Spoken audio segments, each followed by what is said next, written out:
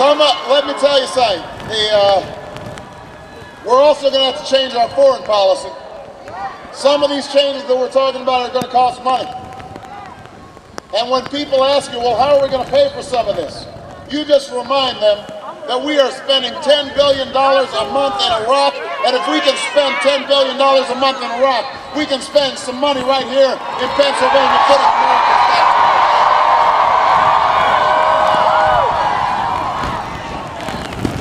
But we're going to also have to do more than that. You know, I won't stand here and pretend that what changes I'm talking about are going to be easy, especially now. The cost of the economic crisis, the cost of the war in Iraq, means that Washington is going to have to tighten its belt just like you have had to tighten your belt in your family.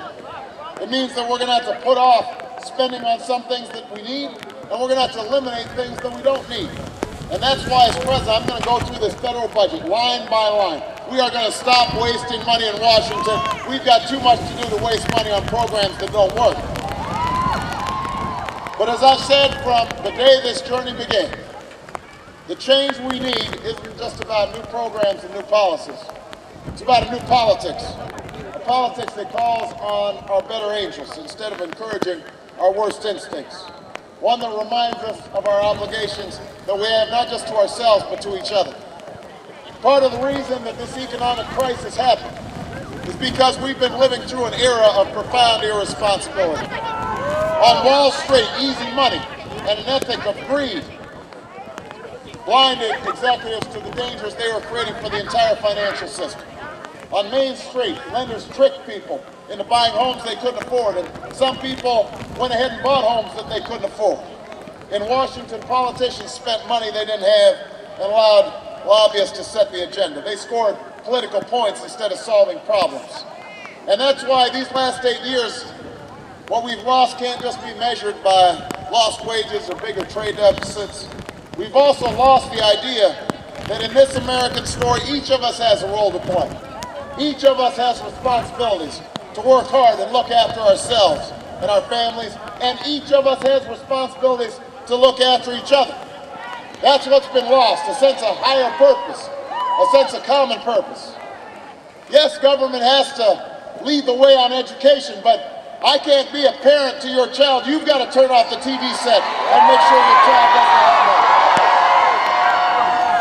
Yes, government has to lead the way on energy and independence, but all of us have a responsibility to make our homes and businesses more efficient. Yes, we can argue and debate our positions passionately, but at this defining moment, all of us have to summon up the strength and the grace to bridge our differences and unite in common purpose. We can't afford the same political games and tactics that we've seen over the last few years. Despite what my opponent may claim, there are no real parts of America or fake parts of America. There's no city or town that's more pro-American than any place else. We're one nation, all of us proud, all of us patriots. The men and women who served on our battlefields, some may be Democrats, some may be independents, some may be Republicans, but they've all fought together and bled together, and some died together under our same proud flag. They haven't served a red America or a blue America, they served the United States of America. That's why we're here.